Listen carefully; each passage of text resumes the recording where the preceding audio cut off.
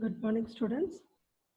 Last class we have seen what is the networks, what are all the topologies of computer networks, and what is the types of networks based on geographical area. So keep on, we are talking about networks. So how one network will be communicating to the other network. So there is one standard format. It was organized or authorized by a international standard of organization. That network model is considered as a reference model for all the existing computer networks, and that was named as OSI. OSI is nothing but Open System Interconnection. So today's topic is OSI reference model. So before going to the OSI reference model, I want to tell how one network is communicated to the other network. So basically, the network models will be communicating with most important task, that is layered task and OSI model that we are going to see today. And next class, we are going to see interaction between 7 layers. That 7 layers is consisting of OSI model. So first we are going to see first 4 layers, and later we are going to see the operation of or in depth about last 3 layers. So as I said before, this is the layered task. Layered tasks are nothing but a network. As I said before, network is nothing but connection of devices. But here a network is nothing but a combination of both hardware and software. It doesn't mean that only with hardware or software a network cannot be communicated. Both has to be mutually interact each other. So the concept of layer in our daily life is we use the word layers or the concept of the layer in our day-to-day life. Here the meaning of layer is nothing but priority. So how we are going to organize or how we are going to prioritize our work to transfer the data from one network to the another network. For example, if you take two friends, they want to communicate each other through some post mail. So how they will be communicating? They can send a letter from one friend to the other friend. Suppose if there is no media in between the sender and receiver or in between those two friends, it is the communication will be much complex. So in order to make the communication simple, perfect and efficient between two friends or from a sender to the receiver, we have to know what is a sender, what is a receiver, and what is the carrier in between your sender and receiver, and what do you mean by hierarchy. So you look at this diagram, it is clearly shown that one side there is a sender, other side there is a receiver. So sender has to follow 3 steps, as well as receiver also have to follow 3 steps.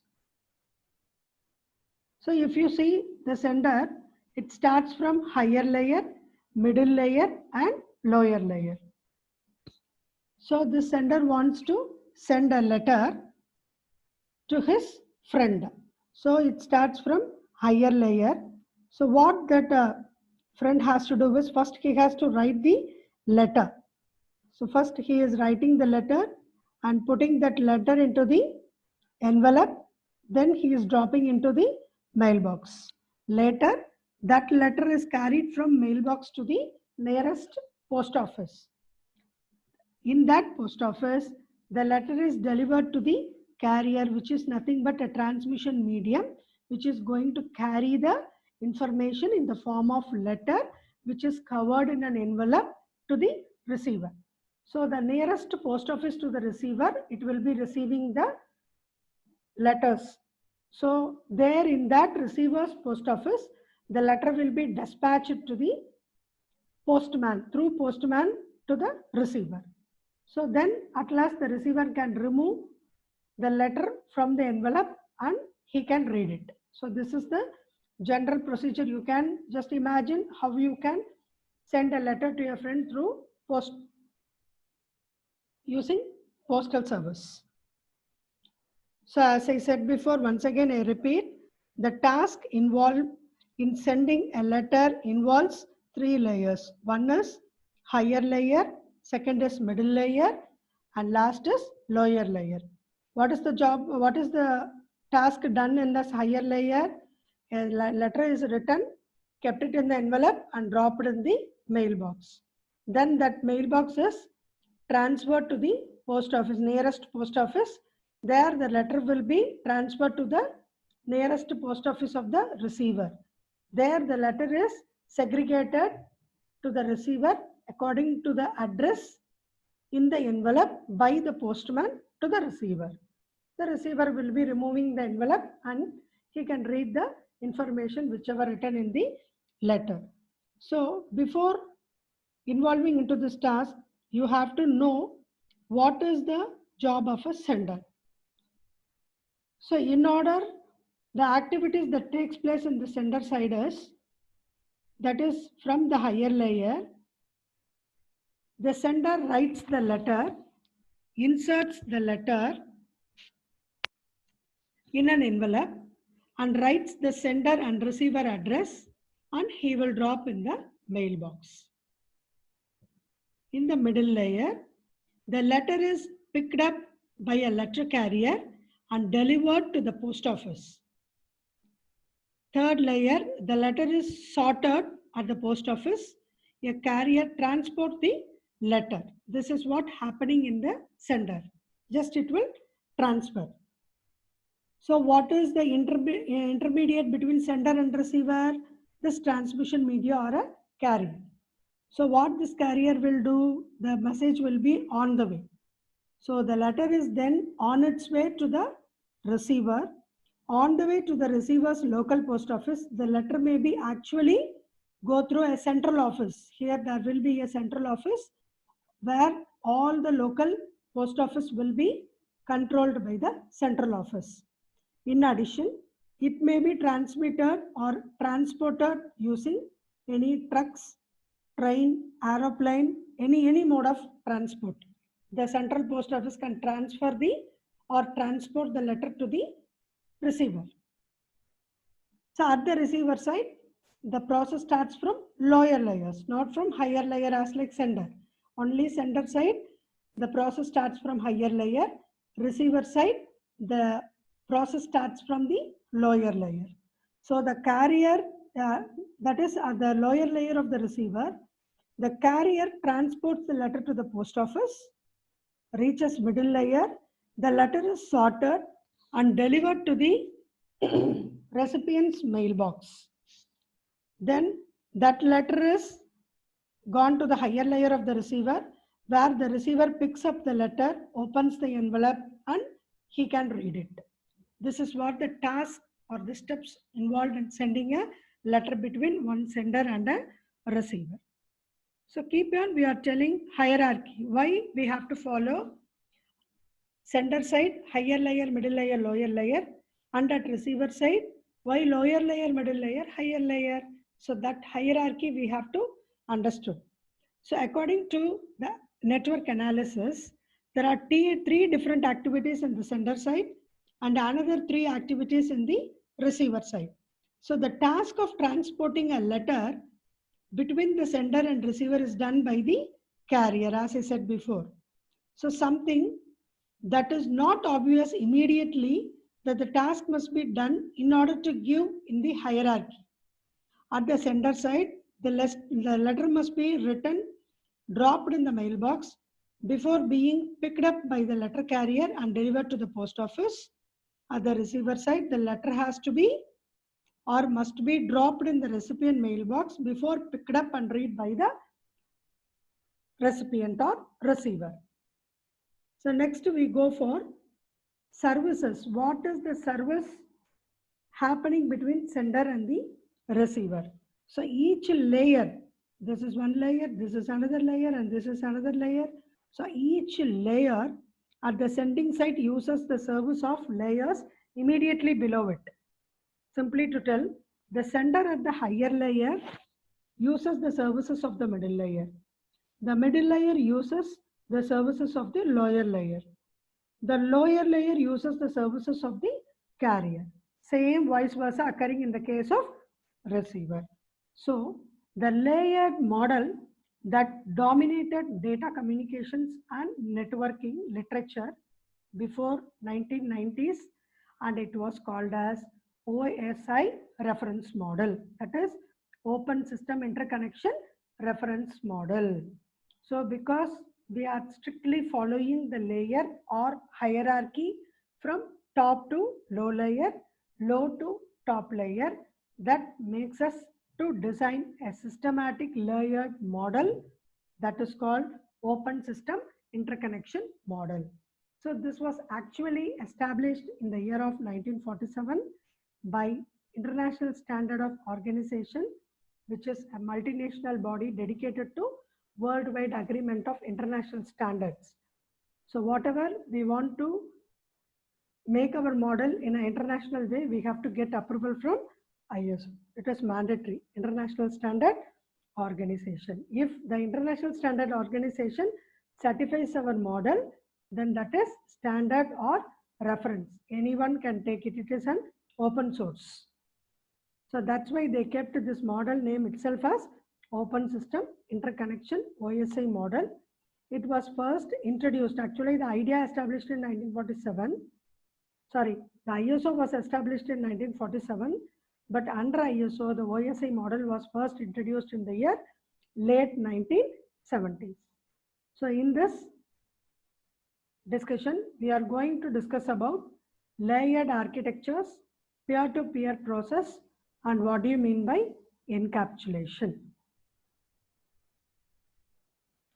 So before going to the layered architecture of OSI model, we have to know OSI was certified or authorized by ISO, which is an international standard of organization. Here you can see the OSI reference model consists of 7 layers. So right from bottom, that is the first layer, physical layer, data link layer, network layer, transport layer, session layer, presentation layer, and application layer. Each and every layer are mutually interconnected as ordered in the hierarchy way. Physical is interlinked with the data link is interlinked with the network is interlinked with transport is interlinked with session is interlinked with presentation, and presentation is interlinked with application. So this OSI model is a layered framework for the design of network systems that allows communication between all types of computer systems. That's why it is called it as reference model. So it consists of 7 separate but related layers. Just by looking outside, it is separated layer, but actually it is all related layers, each of which defines a part of process of moving information across the network. So this diagram explains you clearly. An understanding of the fundamentals of OSI model provides a solid basis for exploring data communications. So here we are going to apply, or we are going to see the layered architecture. So this OSI model is composed of 7 ordered layers. So first, as I said, physical, data link, followed by network, transport, followed by session, followed by presentation, and at last application layer. For example, if you see this diagram, this is one OSI reference model network, and this is another OSI model reference network. So this device A you consider as sender, and device B you consider as receiver. Device A sender, device B as receiver. So we have to connect device A, that is sender, to the receiver in order to transmit the information. So what we need a cable. So this overall network may be of larger, it may cover a larger geographical area. So we need 2 intermediate nodes, which is also a layered architecture node, which is going to interconnect your device A to device B. As we know before, each and every device which has to be formed in a network should follow the 7 layers of the OSI reference model. So this device A obviously will have 7 layers, and device B will be obviously will have 7 layers. But this intermediate layer doesn't have 7 layers directly, but it is established like physical layer of device A cannot directly contact the physical layer of device B. So it has to pass through the intermediate node. Same like data and network also. Same like physical layer, your physical layer, data link layer and network layer cannot directly contact the other physical layer, data link layer, network layer of the device. So it has to go through the intermediate nodes. But the top 4 layers, that is transport, session, presentation and application layer, can directly contact the other side of the concerned layers through some protocol. Both to the transport layer should have the protocol. Protocol is nothing but it is a set of instruction or rule of instruction which has to be followed between any two devices. Here any two layers. So we have peer-to-peer means point to point. Simply to tell peer-to-peer is nothing but point to point protocol. So there is an understanding between device A transport layer and device B transport layer.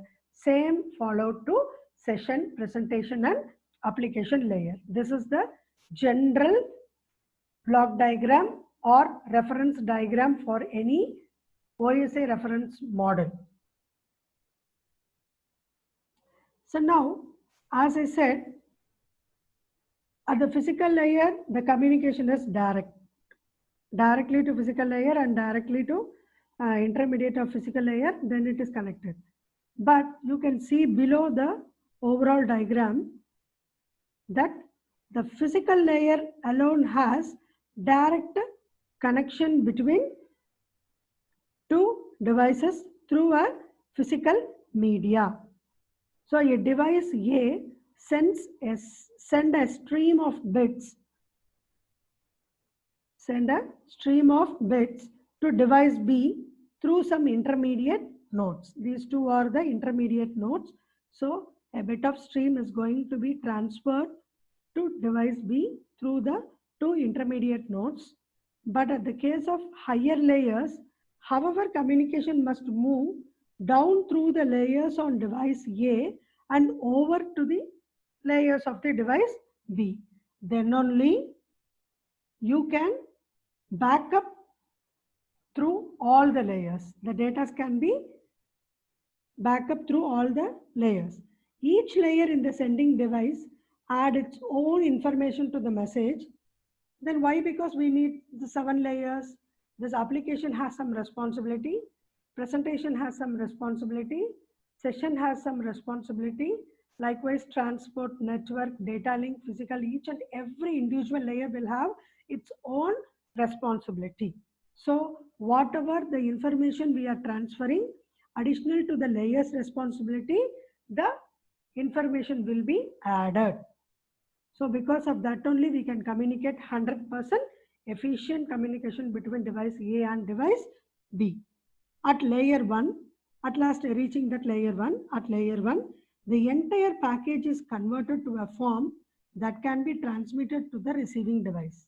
So whatever may happen at the top 6 layers, at last when it is reaching the physical layer, all the message or the information has to be in the, all the entire package has to be converted to a form which has to be transmitted to the receiver device.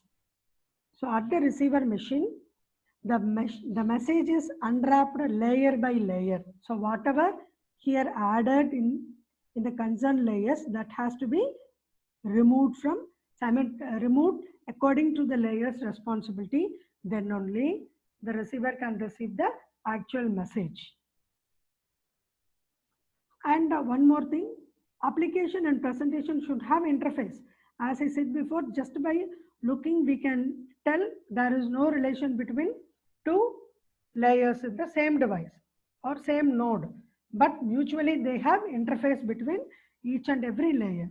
1 and 2 interface, 2 and 3 interface, 3 and 4 interface, 5 and 4 and 5 interface, 5 and 6 interfaced, 6 and 7 interfaced. So as long as a layer provides the expected service to the layer above it, the specific implementation of its function can be modified or replaced without requiring any changes to the surrounding layers. And also the organization of layers also very important. The 7 layers can be thought of as belonging to 3 subgroups. We can segregate into 3 subgroups. One is layer 1, 2, 3, that is physical, data link and network, or the network support layers. They deal with the physical aspects of moving data from one device to the another device. So this physical, data link and network are responsible to move the physical aspects of moving data from one device to the another device. Simply we can tell electrical specifications or physical connections or physical addressing or transmission time or reliability, everything can be included. But see about this 5, 6 and 7, that is session, presentation and application can be thought of user support layers. This 1 to 3 is a network support layer, 5, 6, 7 are the user support layers. So they allow interoperability among unrelated software systems. So layer 4 is nothing but a transport layer. The links with the 2 subgroups and ensures that when the lower layers have transmitted is in the form that the upper layers can use. Just it will coordinate the network support layer to the user support layer. So the upper OSI layer are almost always implemented in software. Lower layers are combination of both hardware and software, except for the physical layer, which is mostly involved in the hardware part. So this diagram tells how we can exchange the information using OSI model. So here the D7, that is nothing but your application layer, means the data unit of layer 7. D6 means the data unit of layer 6. D5 data unit of layer 5. D4 data unit of layer 4. D3 data layer of layer 3. Likewise, D2 data layer of D2. So here, this data 2 layer alone consists of both header and tailor address. Remaining all have only header address. So which layer is going to concentrate on tailor address is nothing but data link layer. So data link layer unit will be consisting of both header address and possible tailor address can be added to the data unit. Commonly the tailor is added only at the layer 2 when the formulated or formatted data unit passes through physical layer, that is layer 1. It is changed into electromagnetic signal and transport along a physical link, that is transmission medium. So this is how you can transmit the data from one end to the another end. Upon reaching its destination, the signal passes into layer 1, transformed back into digital form. The data units then move back through the OSI layers as each block of data reaches the next higher layer. Next higher layer. So the header and tailor attached to it at the corresponding sending layer will be removed then later, because already it is reached. At the receiver side, the T2 will be detached when it reaches D2. Here the D2 job is to add the tailor address. Here the D2 job is to detach the tailor address, because already it is reached. It has to know from where that message has come from. And I said about encapsulation. Just to go through the previous slide. Here I said we are going to see what is layered architecture, what is peer-to-peer process, and last it is encapsulation. So encapsulation, it is clear in this diagram. It reveals another aspect of data communication in OSI model, that is encapsulation. A packet header and data at level 7 is encapsulated. Here both are encapsulated by data 1 layer. here in this case. Actually, this header and tailor has come from D7 because from this device only we have to know that to which device the data has to be transferred. So this details of T2 and H2 has got from device A. So from through D7, that is the starting layer for device A, that is for sender. So in other words, we can tell the data portion of the packet at level n minus 1. N minus 1. Here n is nothing but 7. 1, 2, 3, 4, 5, 6th layer, the data is encapsulated. Encapsulated means added, segregated. So your H2 and T2 are segregated from D7 to D2 in the sender side. This is called as encapsulation. So automatically the data also will be encapsulated along with header and tailor address. Here it is again detached. So with this basic idea, we are going to see what are all the layers involved in the OSI model. That is, simply we cannot tell physical data link, network, transport, session, presentation and application layer. As I said before, you have to know what is the individual higher responsibility of each and every layer. Then only we can clearly understand how our data, just speaking data or typing data or image data or video data, whatever may be the data format, how it is transferred from top layer, that is D7 of your sender to D7 of your receiver. So that we can see in the next class. So next class we are going to concentrate on physical layer, data link layer, network layer and transport layer. Then later we can see what is the responsibility of session, presentation and application layer. So with this very brief idea about OSI reference model, I have designed some questions for you that you can consider as an assignment.